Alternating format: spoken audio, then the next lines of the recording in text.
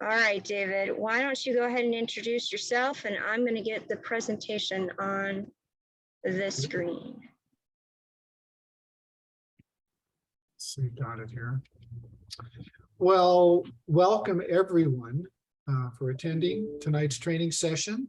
I'm looking forward to this. I hope you are as well. I also want to thank Carra for joining us on this presentation. And of course, I want to thank CMI for sponsoring this training session. So I'm going to introduce myself. This is you see on the slide. Can everybody see the slide okay? Yeah, Yes. okay. Yeah. It's pretty large. So that's a lot of stuff. I've been performing services within the HOA industry for over 30 years. Can everybody hear me okay? Yes. Okay. And in that regard, I'm involved with audits, reviews, taxes, consulting, and of course, reserve study services through Schwindt Co. Reserve Study Services. I've been involved with the Oregon CAI chapter for years and years. I can remember back when I first was involved with CAI, we had 40 members. I'm not sure, Carra, what are we up to now? Oh, goodness. I don't even want to try to guess, but I'm guessing it's hundreds. Exactly. So we currently provide services to over 500 homeowner associations in the Pacific Northwest. It's our major niche. We are a full service CPA firm and reserve study advisory firm, but our emphasis is on homeowner associations and condo associations. Probably at this point, maybe 85–90% of our practice. So that's me. Carra, did you want to introduce yourself? Everybody knows you.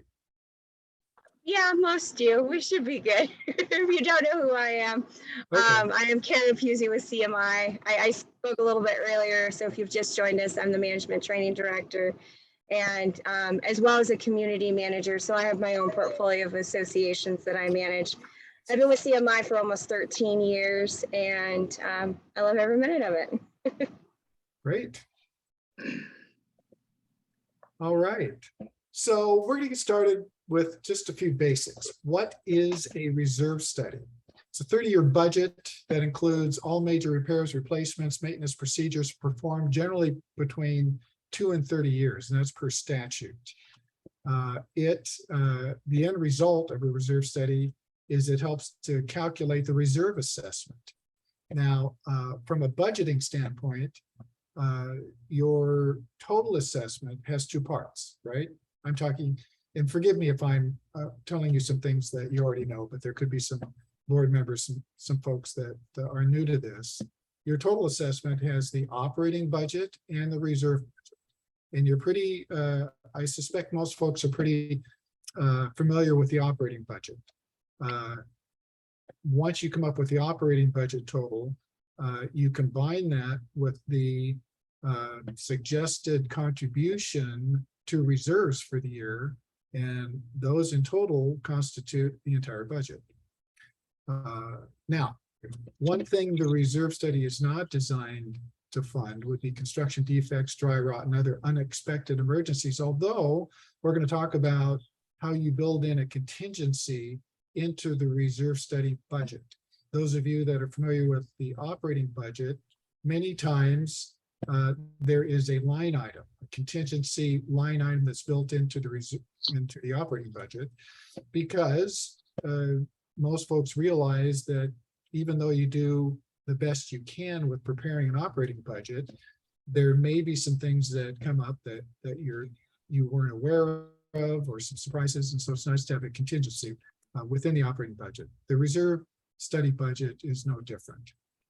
Now, the goal of a reserve study is to help avoid special assessments. So if you think about it, if you didn't do a very good job budgeting on the reserve side, and all of a sudden you need to replace the roof, there's basically, and you didn't have the money in the reserve fund, there's generally only one place to go eventually, and that's to the membership. And that could be a special assessment, that could be a loan. We'll talk a little bit about that from the bank, but the final in the final analysis, the members are going to be paying. So the goal of a reserve study is to help avoid special assessments and financial surprises. And we're going to be talking about surprises later on. So let's move to the next slide. Here we go. I'm going to discuss the three basic levels of service that you can receive from your reserve study provider. The highest level that you can receive would be a level 1 reserve study, in which the 5 reserve study tasks are performed. Component inventory plus measurement. Now that's a key line item there. It's component inventory plus measurements, which means on a level 1, the reserve study provider will perform a site visit and measure all of your components. Now, if you think about it, unless you're changing your components, that generally is done only once if you're staying with the same reserve study provider, because things aren't going to change.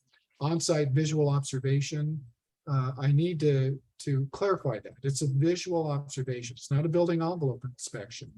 And we're going to talk in depth about a building envelope inspection later on. So it's a visual observation. We're looking for whether or not the components are wearing as intended. And if we see some red flags, we'll bring that to the attention of the board. And out of that, you may hire somebody else to come in and do a more extensive investigation. Life evaluation estimates, those are generally based upon standard lives for particular components. The fund status, we're going to talk about the various funding models that are available, and then the funding plan. So the next level would be a level 2. A level 2, there you go.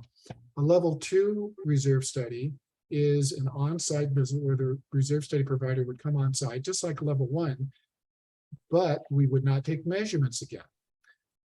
And all of the other procedures with level 1 come to play as well. Component inventory, there could be something that we're adding for some reason to the component list. On-site visual assessment, life, valuation estimates, fund status, and funding plan. So the difference between level 1, level 2, generally I see a level 1 being performed on the front end of an association's life cycle. They're just built, the reserve study provider would come in, measure all the components. Now, we are engaged often when we take over a new client that's had a reserve study performed by a different reserve study provider, and the board just wants a little bit of added comfort in terms of taking measurements again. So we'll do that. So we do perform level 1s on an ongoing basis for new clients. And then once we perform level 1 with measurements, then we generally are performing either a level 2 or a level 3. And that leads us to level 3. Level 3 is an offsite reserve study. So we're not going on site, but we are performing all of the calculations that we would on a level 1 and level 2. So we would be looking at the life evaluation estimates, fund status, and funding plan. So you might ask yourselves, well, when am I going to perform level 1 or level 2 or level 3? I should mention there is such a thing as a level 4. I don't have it in this slide presentation. A level 4 would be a brand new association that isn't built yet. So we're working off plans. And the reason why it's not in this presentation is I don't think anybody here is living in an association that's built yet. That would be odd. So there is a level 4 in case somebody should ask. So when would you perform level 1 versus 2 or 3? As I mentioned, level 1 would be on the front end of an association's life cycle. Level 2 would be wanting to have the reserve study provider go on site. And I think Washington has a level 2 requirement, I think every 3 years. Oregon does not have a statutory requirement of when you need to have a reserve study professional visit the site. Although what I see, generally speaking, is a level 2 being performed every 3 to 5 years, and then a level 3 would be in the interim, right? In Oregon and Washington, you're required to perform a reserve study annually. Okay, next slide. Now, components of reserve study, and big picture, and we've already talked about this. A reserve study will consider all of the components within the association that needs to be repaired or replaced between 2 and 30 years. So if you think of your association, it could be a PUD, it could be a condo. If it's PUD with clubhouse, many of the components are the same as a condo. So you're going to have roofs, siding, painting. You're going to have, you might have a swimming pool, tennis courts. So just think of every one of those components that is broken down into the various parts that need to be replaced and repaired. That would be a component. So for each component, the reserve study professional would determine the cost of repairing or replacing that component in today's dollars. The reserve study professional would consider the estimated useful life from the date of the reserve study. And then once it's repaired or replaced, what would be the extended estimated useful life? If you think about it, even a roof that we'll say it lasts 20 years, within a 30-year period, even a brand new association, at the end of the 20th year, you would replace it and then start all over again, right? Now, here are some things that I thought would be important to mention, and that is reserve studies, including a building envelope inspection component. With Schwindt Company, we believe it's so important to have a building envelope inspection that we will include it as a component, which means you are funding for the building envelope inspection, which is a good thing.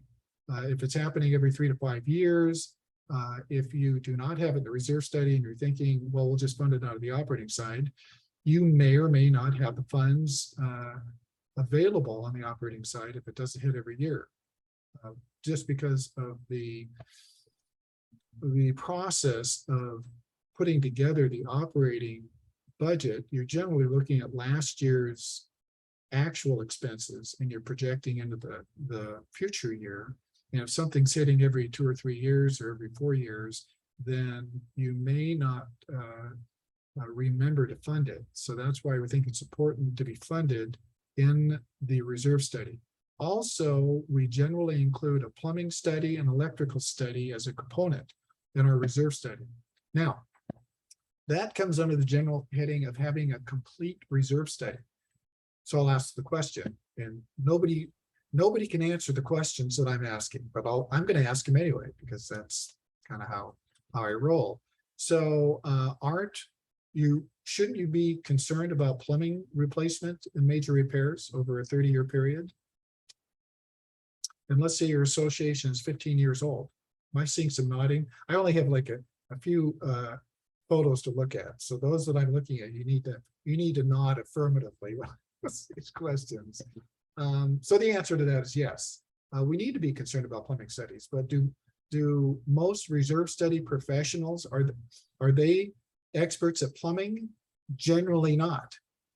If we were, we'd be plumbers and probably be making more money, right? Kidding. Maybe I'm not kidding. So that's why it's important to have a plumbing study, to have experts come in and tell us what's going on with the plumbing, how long they think it's going to last, any issues that they might have with plumbing. Electrical study, same concepts hold true.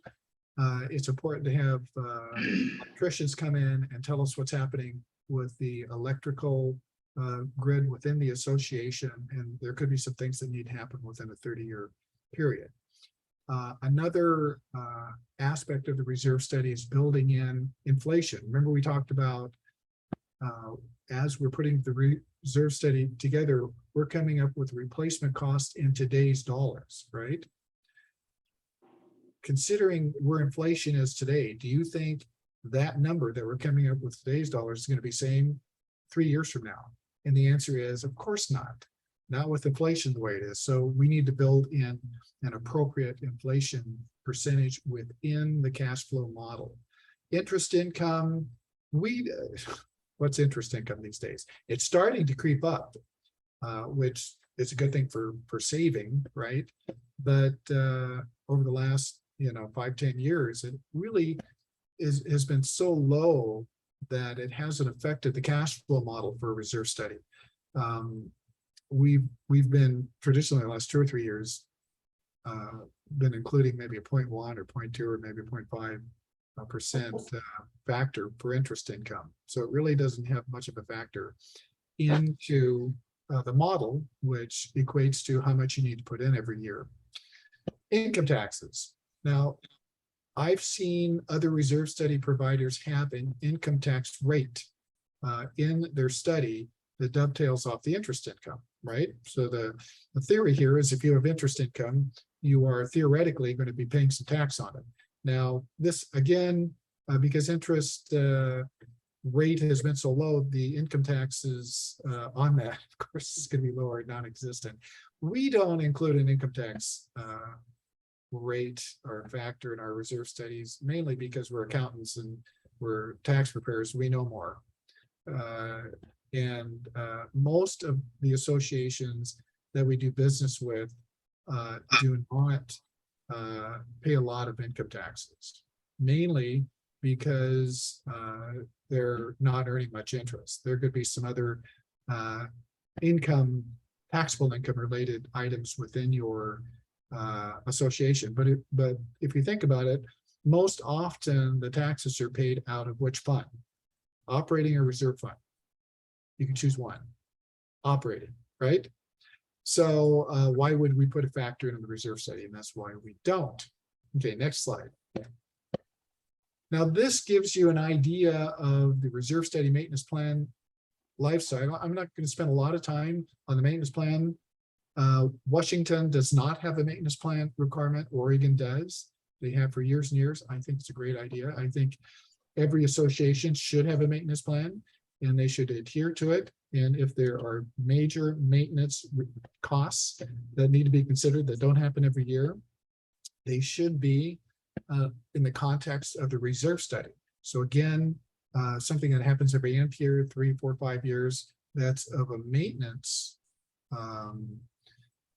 level, then in my opinion, that needs to be funded out of the reserve fund. So let's go to the very top left-hand side. It says preparation of the reserve study or update.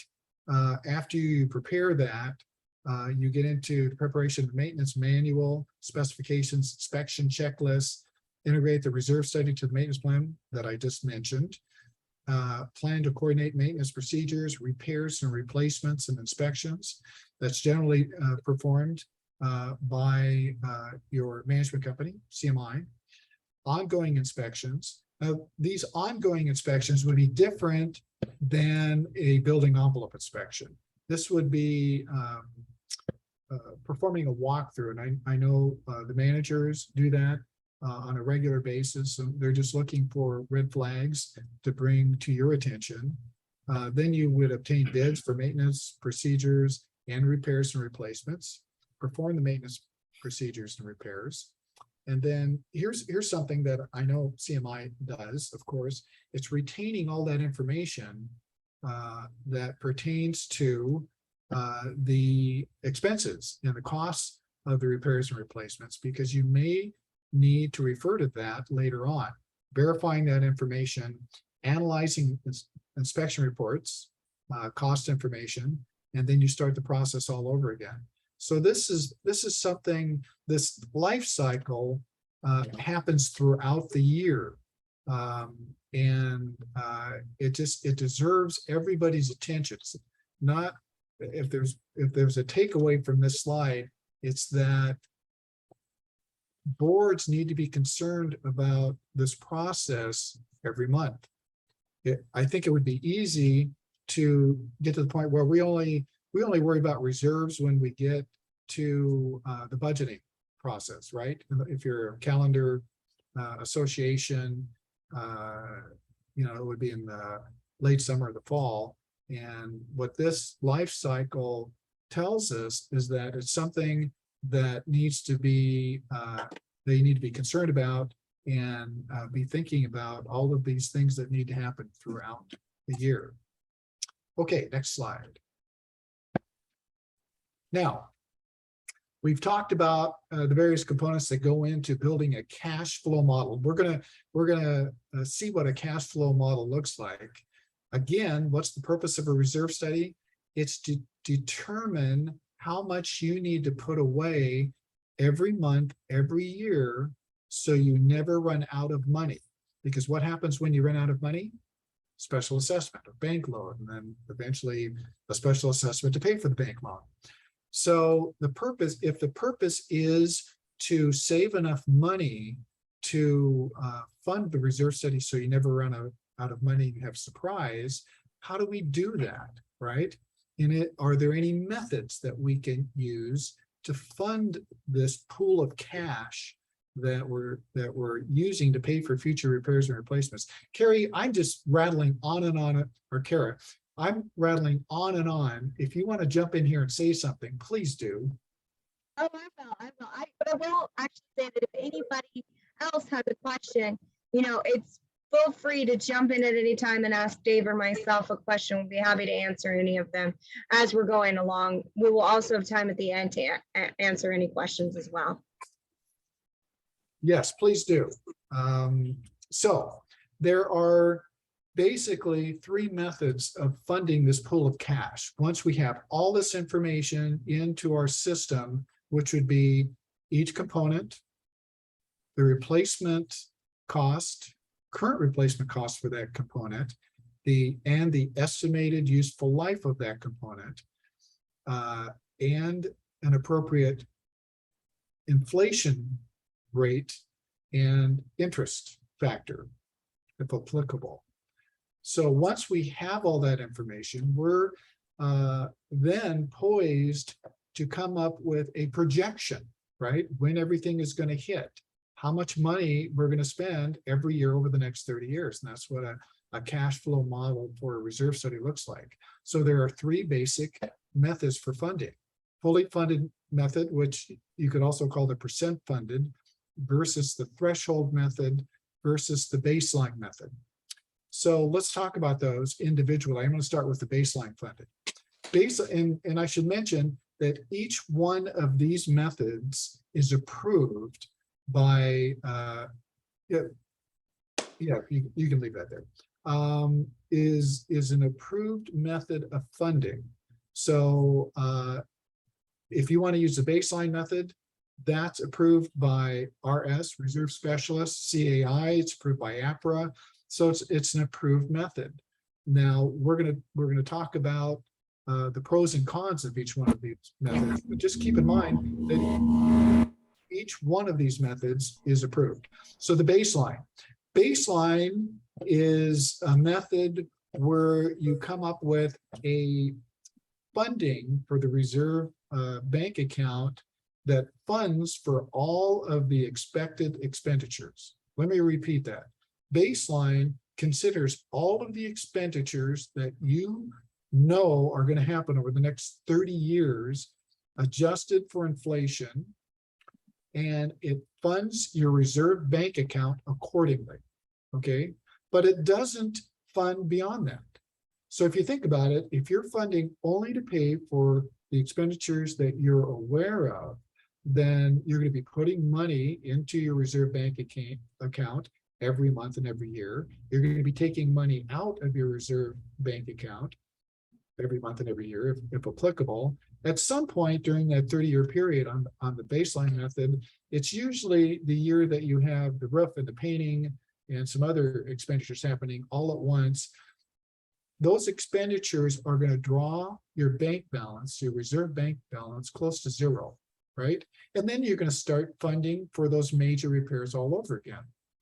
So the key to understanding the baseline method is you're only putting enough money into this reserve bank account that you think you're going to need, with no contingency, no overage, no extra money. Does that make sense?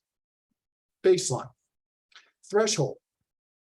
Threshold method is you're going to do everything with baseline, but you're going to fund extra, a little bit extra in your reserve bank account to help fund for surprises, much the same as we do for contingency line items in your operating budget, right? So what's the amount you usually use for contingency in the operating fund? Can anybody tell me? Is it 5%, 10%? Probably depends, right? Percent of the total expenditures. The threshold will, within the model itself, will have an amount that is always kept in the reserve fund for contingencies for surprises, right? And we're going to look at that in a second. The full funding method, and that's kind of a misnomer. I'm not sure whoever came up with the fully funded method, because it makes it sound like if you don't fully fund on the fully funded method, you're going to run out of money, right? It's not fully funded. Does that make sense? But that's not what this method does. It's a formula that computes the amount that you should be saving, and what it does, if you're 100% fully funded, you would think, well, geez, that sounds, doesn't it sound more like the baseline? You're 100% fully funded, right? You're funding what you need. That's not what the fully funded method does. And I'm going to show you what it does. It overfunds, right? Which is a very conservative method for funding, right? Because you're always going to have a lot more money than you're expecting to spend. Is everybody with me? So what this slide tells you is the extra money in the bank, right? On the baseline, you don't have any extra money in the bank. Does that make sense? Threshold, you're going to have more extra money in the bank. And fully funded, you're going to have lots and lots of extra money in the bank. Those are basically the three general methods of funding. Everybody with me so far? Okay, let's go to the next slide. Now, many of you, if you're using folks other than our firm, may have seen this set of percentages. These are folks that advocate for the percent funded, fully funded method. And what they will generally tell you is that if you're 0 to 29% funded on the fully funded method, it's weak. You have a high risk of special assessment. If you're 30 to 69% funded, they'll say that you're fair in terms of your funding. You have a moderate risk of special assessment. And if you're 70% plus funded, you're in a strong position, lowest risk of special assessment. And they'll also say that many percent funded advocates recommend, many of their clients recommend 70%. How many have heard that from their reserve study folks? Does that sound familiar? Okay. So before I get into asking some of the questions you might want to ask, I'm fine with the fully funded method. I'm a conservative accountant. So I think the more extra money you have in your reserve fund, the better. Wouldn't everybody agree with me? Not everybody. There is an attorney in town. I'm not going to mention the name of this attorney, but they are on record for saying, I don't want to put one thin dime more into the reserve fund than I have to, because I just want to pay for what we have projected to pay for, right? It's like having an operating budget with no contingency. I get that. Let's turn the slide to the next slide, and let's ask a couple of questions about this advocacy and going for a 70% plus funding model. So the question is, have you ever wondered where these percentages came from?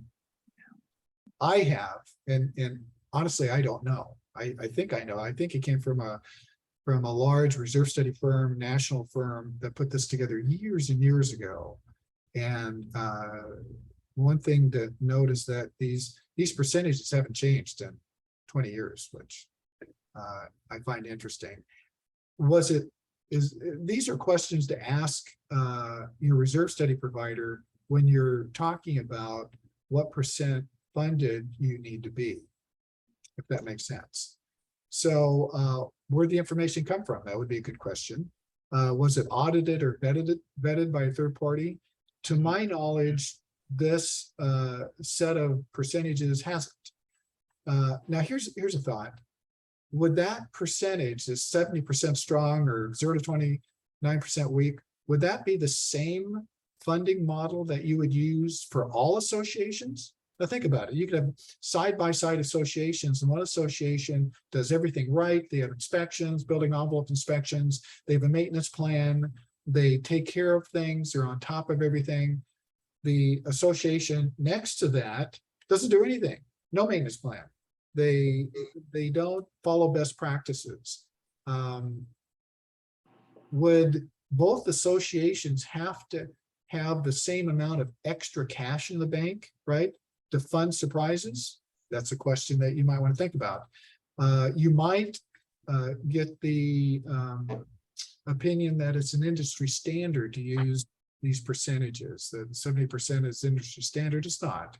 Industry standards are promulgated by CAI, Reserve Specialist Department, and by APRA. This isn't one of them.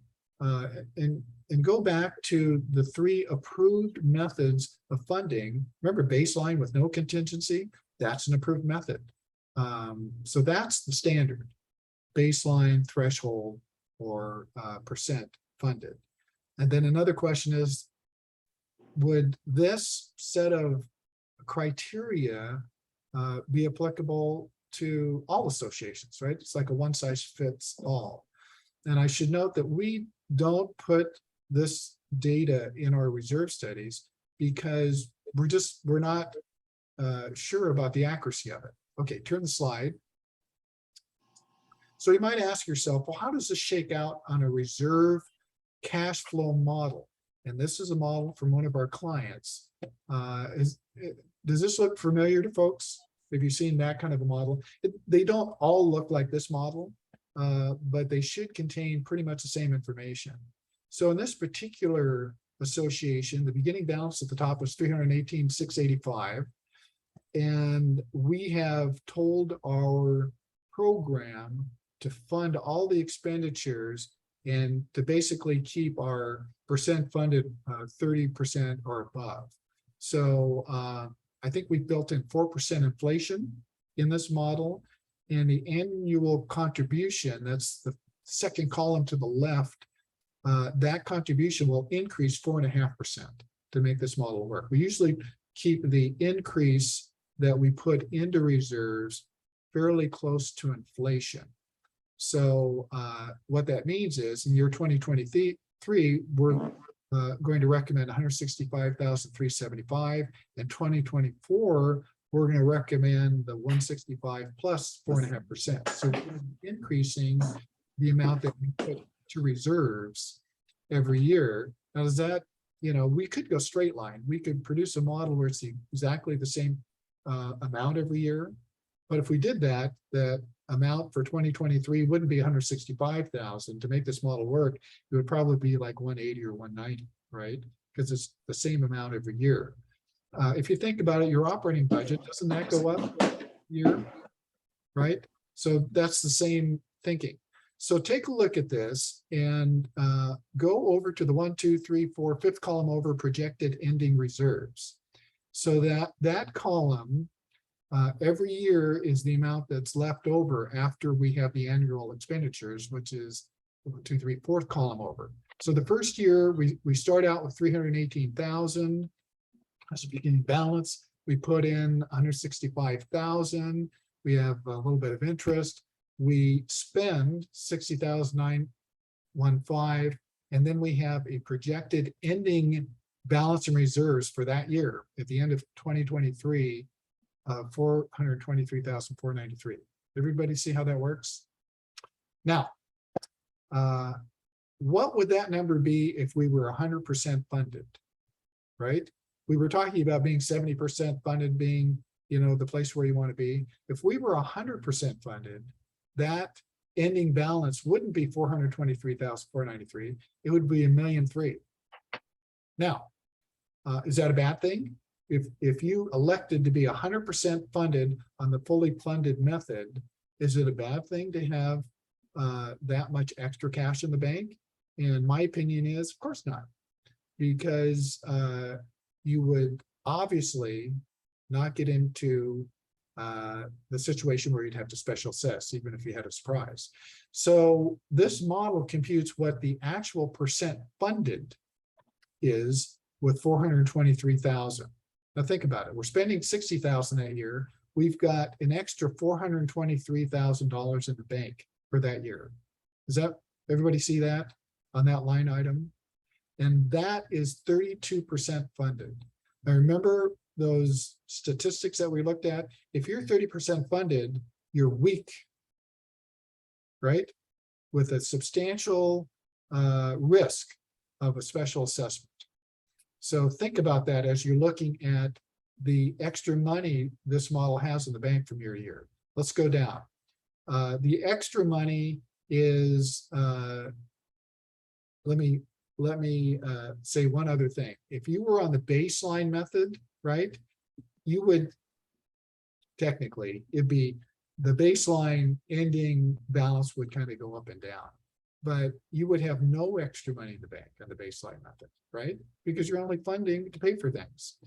So going through this, the ending projected reserves every year is going up and up and up. And if you look at the percent funded on the last column, it really never gets above 50%.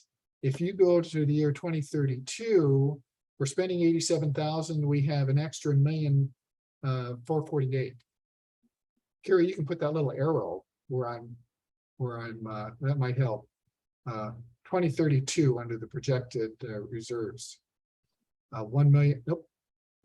There you go. Right there. 1,448,000. That's at 51%. So just if you want, you can just go through the amounts on this schedule, and you can see that the ending balance never drops below, towards the end, 2 million, right? So now it does get down to the year 2050. It's at 19%, right? Everybody see that? Third line item from the bottom, 19%. And so we're spending $1 million and we only have $400,000 to work with extra. Now keep in mind, this is money after we spend the money adjusted for inflation that we're expecting to spend. So even that, I would want to, when we get closer to that year, right? We've got a few years every year we're revising this model. I would want to know what's happening in the year 2050, that $1,027,967. If it is, if it pertains to some components that we think there might be some risk in not meeting our projected expenditures, right? There's some uncertainty on how much it's going to cost. Maybe a 400,000 extra money in the bank in that year may not be adequate, but we can adjust that. But then if you go to the last year, 2052, we're spending 153,000 and we have $1.2 million extra in the bank. Is everybody getting a flavor for how these funding models work? That would be a nod if okay. So I think the disconnect sometimes is the percent funded and this model, because I sometimes see reserve study professionals that give presentations and they talk a lot about that they're advocates of the percent funded. They talk a lot about percentages, but they never bring it back to the cash flow model. And if you think about it, isn't this all about cash? It's all about having enough cash in the bank so you never run out of money and you never have to special assess. So and what we're talking about here are surprises, right? If you had a reserve study and you nailed the costs and the estimated useful lives perfectly, right? Would you have to have very much in terms of a contingency, right? You're perfect.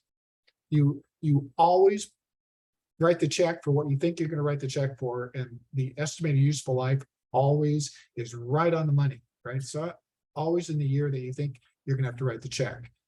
Probably wouldn't have to have a lot of extra money, but does that always happen? Of course not. We have surprises. So the question is, and surprises equals risk. That's your risk. Your risk in a model. So if your intention is to never run out of money, your risk in that model is a surprise that comes up that causes you to spend more money than you're expecting. Is everybody with me on that? So let's go to the next slide. Let's talk about the ways that we can mitigate surprises. If we're trying to avoid surprises, right, which I think is a very good goal within the context of an association and funding for reserves, how do we go about mitigating or reducing surprises? And so if we go to the bottom of this graph, we'll start out with the types of procedures that you can perform to help reduce surprises. First, complete building envelope inspection by architect or engineer. And we're going to talk about why that's so important. But if you are performing ongoing complete building envelope inspections, then you're going to catch things sooner than later, and you're going to be able to mitigate any damage sooner. And if it's a construction defect or anything like that, once it's mitigated, then you shouldn't have a problem. Hopefully you wouldn't have a problem down the road. So if you're performing ongoing complete building envelope inspections, that's going to help eliminate surprises, and it's going to help improve the accuracy of your reserve study. Next is the written maintenance plan. In Oregon, it's required. If you have an effective maintenance plan and you're taking care of your components on an ongoing basis, and as you're doing that, you're reviewing the condition of your components, wouldn't that help eliminate surprises, right?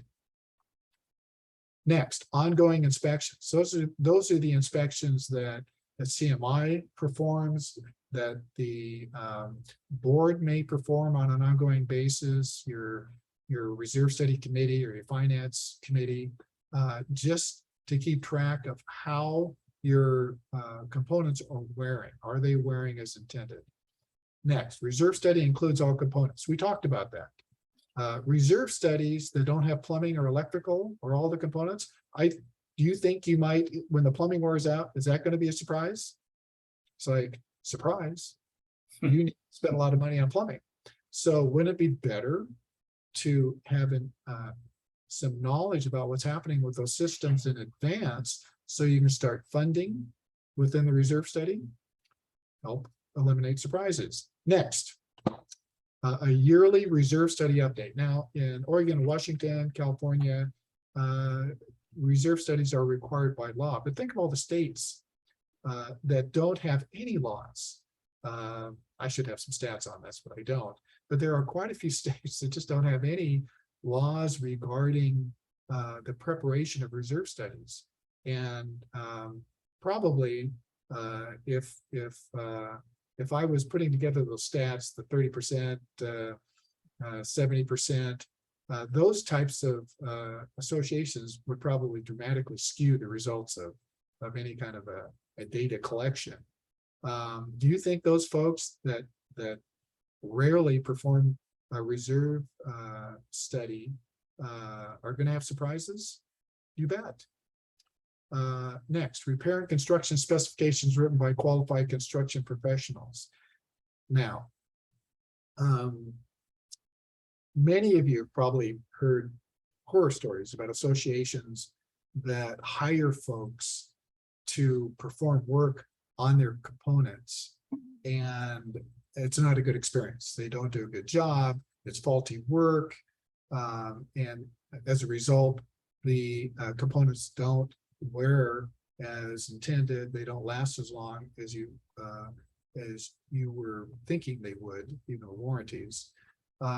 So when you're contemplating a repair or construction project, the specifications within the RFP need to be written appropriately. And that's where an outside consultant, an engineer, and architect, when you get into complex types of projects, can help. They can help you write that RFP in a very specific manner. Then major construction work evaluated by construction consultants. That can add some costs to any project, right? You have the folks that are hired to perform the work, but then best practices would have you have a consultant off to the side, making sure that that construction company or contractor is doing the work appropriately, right? Now, granted, that's going to add some costs to the project, but in my opinion, it's considered best practice. So what this is just one piece of an article that I wrote that's on our websites in the Treasurer's Manual. If you haven't had a chance to read our Treasurer's Manual, it's updated annually. It's on our website. I don't know if CMI has some copies that they can provide to you. But it has this article with this graph in the Treasurer's Manual. It's on our website. What this does, just a little piece to that entire article, tells you is that the left-hand column is percent funded, right? 100% goes down to 0. If you're performing all these best practices, then doesn't it make sense that you would have to put less money in your reserve fund as a contingency? Does that make sense? You're doing everything right. Why would you put all the money, extra money? This is extra money in your reserve bank account that you would if you were doing none of this. Is everybody with me on that? Just a nod, or no, you think this is garbage.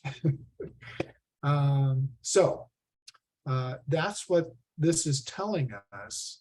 And so if you are performing all these types of procedures, which I know you are, because I know CMI adheres to best practices.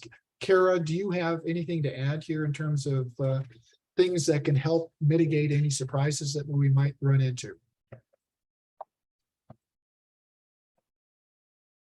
Does anybody?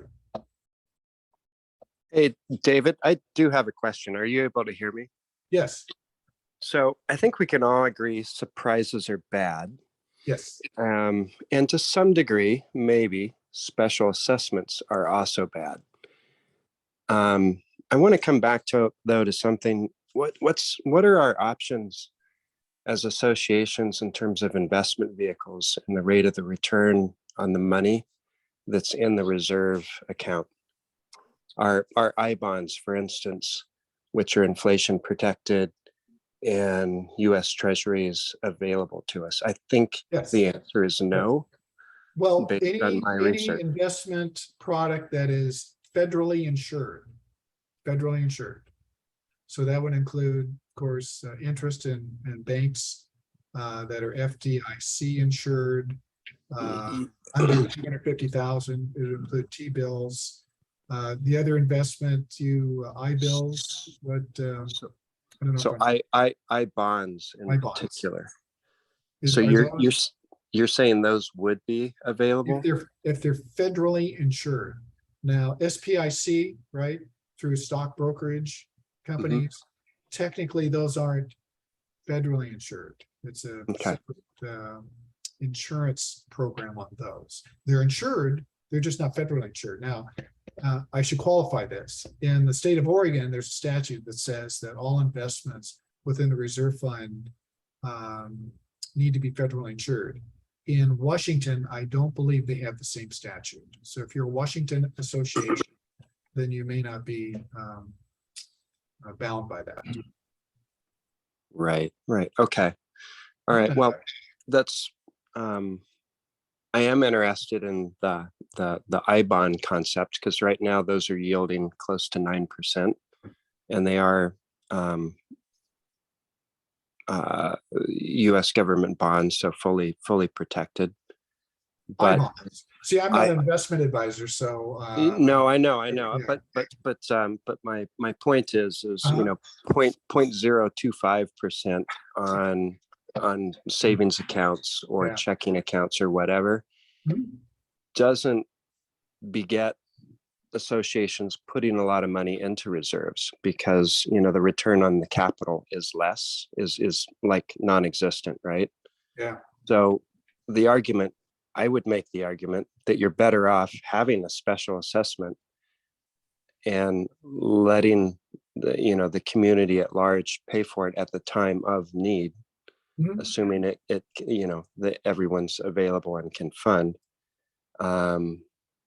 because just the capital is going to be put to better use by the individual, as opposed to the association, which is earning next to nothing on the money.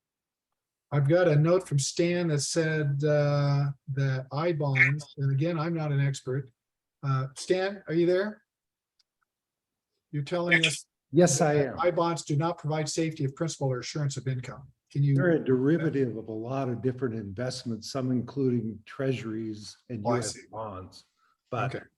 9%, if you think about the 10%, the 10-year bond is paying 2.5 right now. Right. So I made another note to take a look at US Treasury Direct. They're not FDIC guaranteed investments. You can buy bonds, all bonds, that have the full faith and backing of the US government through that site. Okay. So you could have a vehicle where the investments within that fund are all government insured. Now, you make a good point that that if everybody had the money to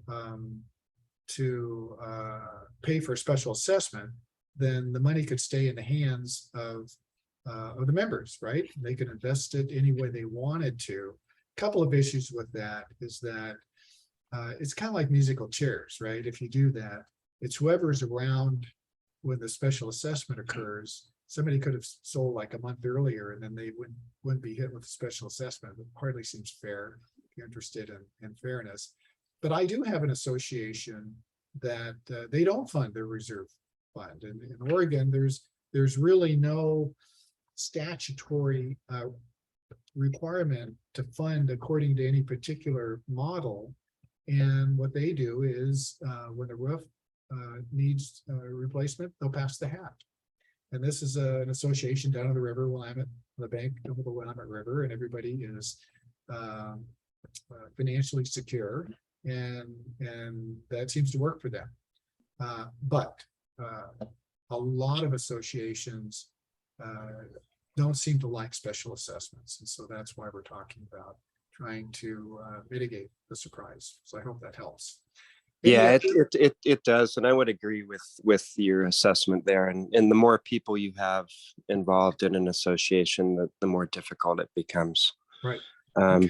So I do want to come back to the I bond thing. I believe I heard those, even though you buy them through US Treasury Direct and they are FDIC insured, they are out of scope for associations. So the state statute requirement is that they have to be federally insured. Right. So I would check and see that they are federally insured before you purchase them. Right. That's so the only... FDIC is a type of federal insurance. It's not the only one. Right. Okay. Thank you. Okay. Let's move on to the next slide. Does that make sense? If you're doing best practices, then I would think that you would have less surprises. Does that make sense? I don't have any data. I haven't gone through all of our associations to verify this quantitatively, but it just makes sense that if you're doing these types of procedures, you would likely have less surprises. I would Anybody agree want to based talk me on down on my, that? Pardon me? I said I would agree based on my experience from There you working with go. different associations. Definitely the more you put into it, the longer the component will last Right, and the risk is a lot less. okay. I agree. Let's go to the next slide. And Potentially. There we go. okay, so this is just sort of course, using best practices effectively. If you're not using them, you're kind of smart. But if you're using all the best practices that we just talked about, you're exceptionally smart. And when you're exceptionally smart, then you would be able to prepare a cash flow model where you're not always having twice as much money in the bank than your model projects that you're going to have to spend, right? That's all this says. So my advice is be exceptionally smart and perform all of the procedures that that previous slide had. And I think you're going to be a lot less likely to have a surprise. Go ahead to the next slide, please. So let's talk about a building envelope inspection. That is not required in Oregon or Washington. I don't know any state that requires that. But it is so important. What's building envelope inspections? Where you hire a forensic engineering architectural firm to come on site. And it usually starts out with a visual inspection. And those folks that perform this are highly skilled. And just by a visual, they can tell that there might be an issue with design materials and workmanship. Something simple like maybe some dark areas around windows, right? That might be a sign of dry rot or moisture. From that visual, many times you will find a forensic engineer or architect perform intrusive openings around windows or decks meet the siding, and in an effort to see if there is any, if the integrity of your building envelope has been defected. And from that, you might have to even get into more intrusive type activities. So the goal of a building envelope inspection is to have an in-depth analysis of your building envelope. Now, why is that important? If you think about the components that generally cost the most money, what are we talking about? Roof, siding, windows, decks, right? When I see from a financial statement standpoint, I see a special assessment and a bank loan, and we read on why we're doing that. Normally, it's the roof or the decks or siding or dry rot. Carra, what am I missing there? There could be some other things that would come under the general heading of a surprise, right? That would necessitate a special assessment and a bank loan. Am I missing something? Plumbing, of course, plumbing. We talked about plumbing. Plumbing would be a big one.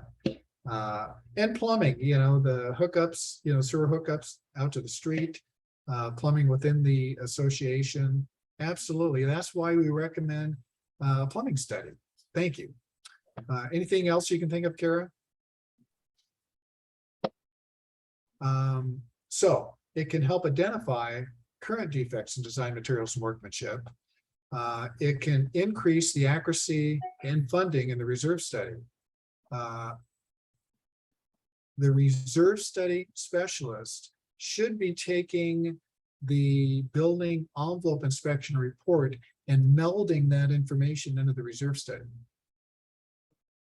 And so that would affect the life, the cost, and certainly any repairs that need to happen sooner than later. So just having the building envelope inspection information increases the accuracy and can help eliminate surprises. Also, that information, when you're putting together RFPs for projects, that could also help with having the right information in those requests for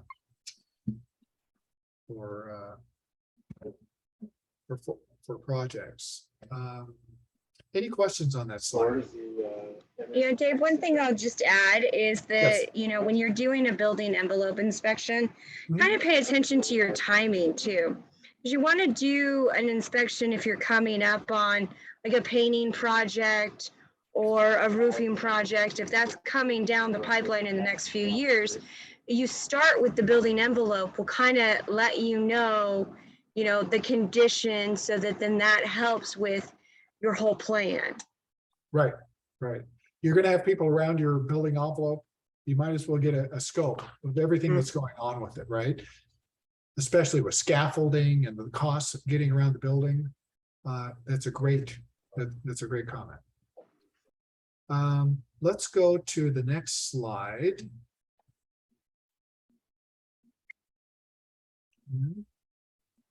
So we've talked about how to effectively try to eliminate surprises, right?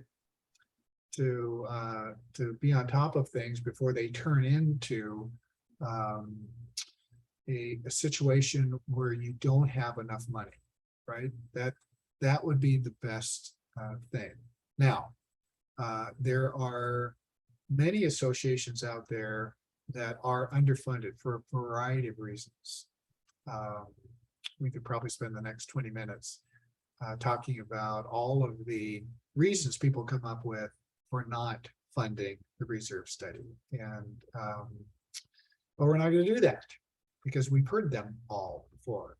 But what happens when you determine that you don't have enough money, right? You have limited amounts of money to go around. How do you go about maintaining your association so it doesn't turn into a safety concern? The first thing you can do is prioritize the projects that need to happen. So let's say you have a building envelope inspection and they come up with a laundry list of things that have to happen. Most engineers and architects will help you prioritize that, right? They'll give you a list of things that need to happen right away, a list of things that need to happen that are important, yet they don't have to happen tomorrow. Generally speaking, those things that need to happen right away is anything that has a safety concern. Think of the Surfside Champlain Towers, right? They had a whole laundry list full of things that needed to happen, but they also had some things that had structural issues, safety issues that needed to take place immediately. And those are the types of things that associations need to be concerned about. And if something needs to happen right away, then you find a way to pay for it. Other projects, maintenance projects, are also important, right? Those projects that show up in your maintenance plan, they need to happen because they are going to help extend the estimated useful life of your components, and you're going to help your components wear as they should be wearing. And then I'm mentioning the building envelope inspection as much as I can, and that could be a top priority, because if you're aware of some things in your association that are of concern, then that would be a great time. But what Carra mentioned is to have that building envelope inspection. Let's get a full scope of everything that needs to happen. Now, if you're running out of money within your reserve bank account, where do you go? Of course, I'm going to go to the next bullet point. Of course, you can consider a special assessment, but you can also consider a bank loan. And we see that a lot. I'm not sure, Carra, out of all your properties, what % have bank loans right now? Oh, exponentially in the last probably 6 months, we have seen a lot more bank loans than we've ever seen previously. Okay, Percentage wise, I would say, surprisingly, I'm thinking somewhere around 20-25%. yeah. Yeah, So what does that tell you? Surprise, right? a Surprise. cost increase. Yeah, well, cost Solar. increases too, yeah. Well, that's, and we're gonna get to that in a sec, some of the current issues that we're facing with reserve studies. So bank loans, what kind of interest rates are we seeing right now? 6%, 5-6%, or is it more? Yeah, I'm seeing somewhere around there. I did have an association recently close on 4%, which was kind of spectacular Yeah, because we are seeing the interest rates go up. A couple months ago, we were seeing closer to 3%. I even had one association close on just under 3%. wow. So, yeah. But even in the grand scheme of things, 6% isn't totally out of a realm of reasonableness in borrowing money. It's just we got so used to 3%. Reserve studies in the source on the full contract says surface is good for. Let me read that. I'm gonna chat here. It's good for 3. What is good procedure? First, the cost out for the recommendation. So the chat is reserve study indicates the resurface the pull down, pull contractor says. So what you do in that case, and that happens all the time in your reserve study, you can have, let me just mention one thing about reserve studies. It's our best guess, right? We could have, let's take a pull resurface. We have it scheduled, right? For maybe every 10 years. The 10th year is coming up, but it still looks pretty good. You have the vendor come out and he says it can last another 3 to 5 years. What do? When you update your reserve study, you plug in the new estimated useful life and get it in there if you're comfortable with that projection on life, right? So that's all. It's reserve studies are a living document. They're ebbing and flowing. You're adjusting the lives and the costs every year, and you're trying to maintain a funding level that you're comfortable with, that pays for everything and has a comfortable threshold. Threshold is the extra money in the bank, right? So, Stan, does that answer that question? You just revise your reserve study. Okay, where are we here? Building on take top priority, special assessments, and you always need to be updating and revising your reserve study on an ongoing basis. Right now, there are some cases where we've had associations every now and then that are doing all kinds of different work. They're just not exactly sure when the dust settles what the new components are going to cost, what the estimated useful life is going to be. There may be a rare instance where it's not practical to do a reserve study. You just don't have enough information to do it. We could do it, but you'd have to do it again as soon as all that work is completed. But generally speaking, you don't miss performing reserve studies because they're so important. They're almost as important as building envelopes inspections. Okay. Next slide, please. Remember what the next slide is. Okay. So here are some current issues in reserve funding, which are challenges. And this isn't anything new to anybody viewing this presentation. Inflation. Right now, we're using 4% inflation in our reserve studies. Now, I saw something on a news show the other day where I think it was a governmental agency, and let's just put that in quotes, and indicates that they believe inflation is going to be at the close of this year around 6%. Next year, it could be a little less, and then 2024, they're thinking it's going to come back down to 3%. Is that going to happen? Anybody's guess. But inflation can influence the suggested contribution to reserves greatly in a reserve study cash flow model. So if we were to go from 4% to 6% in our studies, the required contribution would go up a lot. And it is such a moving target right now. So we're watching it.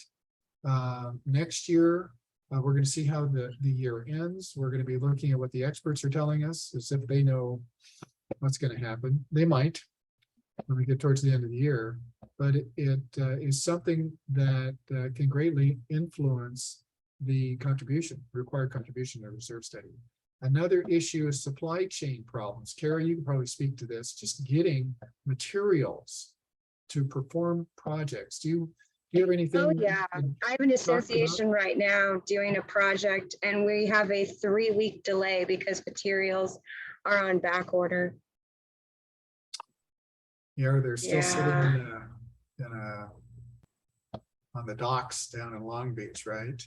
I will say roofing's a little different. For roofing, it's, I do see material available. It's just the price is going up almost every month. Yeah. And that's part of, when there's less of it, people can charge more, right? Supply and demand. Certainly the cost of oil, petroleum products are going up, and that's going to affect, of course, the shortage of labor and vendors. So all of the materials that we're purchasing generally involve labor that people are having to pay more for. So this is the cycle. But then just finding vendors to do the work. Carra, you having trouble just lining up vendors these days? Yeah, it's getting a little bit better. But if you would have asked me this question 6 months ago, it would have been impossible to find anyone to do anything. Right. But I do feel it's getting a little bit better. Well, that's good news. Then lead time in performing projects with all of the things we just mentioned. What kind of lead time are you telling your associations these times in terms of planning for projects? So it depends on the size. Smaller stuff, we're seeing things, like small maintenance repairs Mhm. are, instead of being able to be done within a week or two, they're now closer to a couple weeks to a month. For Okay. larger projects, most of those are scheduling for next year at this point. Okay. Which, 5 years ago, you may not have had to worry so much about that, right? Yes. You had folks around that were ready to do the projects. They had the labor that they needed to get projects finished. So it's a different world out there right now. And so boards, and of course your CMI is well aware of this. So you need to be talking about projects far in advance. And then, of course, resistance from membership relating to funding. I've got an association at the coast where they have to have 75% vote to even raise assessments, regular operating assessments. And of course, for a special assessment, they need the same vote. It's hard to get 75% of membership to vote on anything, even something that people like. So, but just resistance from raising the assessment. And Carra, I'm sure you got into this budgeting for this year, right? Yeah. Assessments going up. Yeah, we just did all of our mid-year budgets, and I would say, I look at all of them before they go, and I don't think anyone was below a 6% increase. So just be wary. Yeah, and the resistance that you run into, we've all heard the reasons why people just don't want to do it. But the bottom line is, you do what you have to do. So if you're a board member and you prepare an operating budget and you have a reserve study and you add those two totals together, divide by the number of members, or if it's a percent allocation, that's your number. That if you have the power to assess, which most boards do, you assess. In my opinion, you don't go run the potential increase by the membership to get a feel for whether or not people are willing to pay it or not. We're beyond that. you have a fiduciary responsibility, and I try not to get into any legal talk, but the fiduciary responsibility at the board level is to fund accordingly. Oh, when I finish the radar stuff? Go ahead. Somebody have a question? Maybe not. Okay, so Carra, I saw you nodding your head, but don't you have associations that go, we can't do that. People aren't going to like it, or they're going to revolt, right? Tell us. Yeah, it's very common, and I understand it a lot. Mhm. We have a lot of people who will get on the board and their mission is to reduce or keep the HOA fees the same. I Right. would love for that to be the case. When we're putting together budgets, we don't want them to go up either, because we have to also deal with the questions and comments that come from rate increases, like, well, what's included? We answer a lot of that. And so Right. if when we prepare the budgets, we prepare them in the most modest way we possibly can. Yeah, it's fairly academic these days that the budgets are going to go up. How could they not, with inflation being what it is? So the best thing you can do is have a operating budget, and I know CMI does this, that's accurate, that has an appropriate contingency in it. So if somebody has a question on why you're raising dues, it's in black and white, right? It's documented. Same thing holds true for a reserve study. It needs to be bulletproof. Every component needs to have the source of where you're getting your cost information, your estimated useful life, and it needs to be reasonable. Yes, that's a good idea. If we're getting some chatter in the background from some of you. Yes, So- you can unmute and ask questions at any time. Do Yes. not be scared. So I actually did do the whole quest line to get the more that you can document your budgets, operating and reserve study, I think that's going to serve you well. If the only question you get is, we don't like it, that's better than, we don't like it and we think everything's wrong, right? That's not where you want to be. So spend the effort, spend the time in doing these budgets correctly. Understand the reserve study. I would get with your reserve study providers so you understand the components, where the numbers are coming from. And we do that a lot, and it's going to help you explain the budgets to your membership. So that's all I have. We are at 6:51. So we're about an hour and 20 minutes into this. And, Carra, do you have anything to add? Just one thing too, when you're reviewing the reserve study draft after you received it from your provider, definitely look at the next 5 years and make sure that that plan is what you think you're going to do. There are things that are going to come up and changes that are going to be made, but those first 5 years kind of set the tone for the rest of the study. And if you're not going to do something, or you're going to do something and it's not included, then we need to get that updated before the study is finalized. Right. Great. Well, I appreciate all of you being here and attending this seminar. I think it's important. I know Carra does as well. So thank you very much. And thank you again, Carra, for participating. And thank you, CMI, for sponsoring this and putting it on.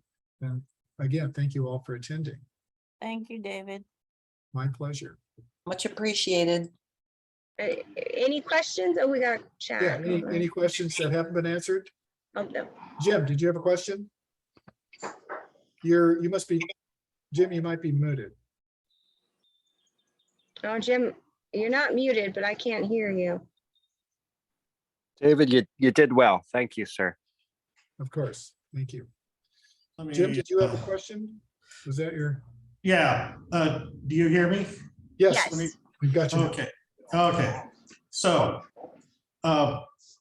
Earlier in the slides there, you were talking about the percent funding and everything, and how Yes. if you're doing things really, really smart, you can be a 30% funded place. It depends. It But- depends on the lowest bank balance that you have in the year that you're performing a lot of projects. So I'd want to look in that year that you're performing those projects and think about, are there any uncertainties about those projects that might cause a surprise, right? But yeah, I think 30%, if you're doing all these procedures correctly, that's a lot of extra money in the bank. Well, I guess my real question though is that,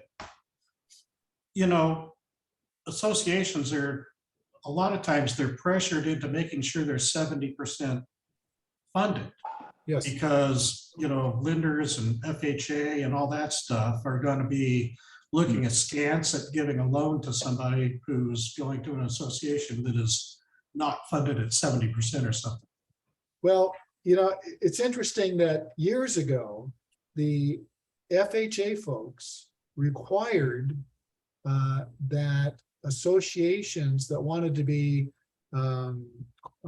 certified for FHA loans, right, condos, need to go through a process of being approved by HUD to offer FHA loans. They were telling associations that you needed to be 100% funded on the percent funded method. And because they thought that 100% funded on the percent funded method meant that if you weren't 100% funded, you'd run out of money. It's like it's like they were thinking, oh my God. And so we were in the process of explaining this to the field office, I think down in California. And it took a while, but we convinced them that that's not what that 100% funded meant. It didn't mean if you were 70% funded, you were only saving for 70% of the expenditures, right? That's what they thought.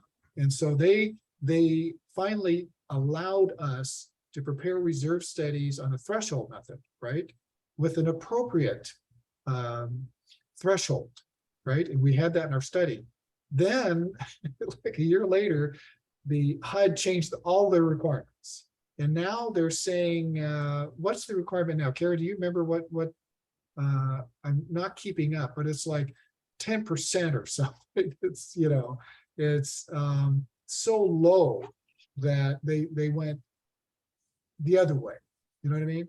So lenders, in my experience, aren't paying attention to that percent funded.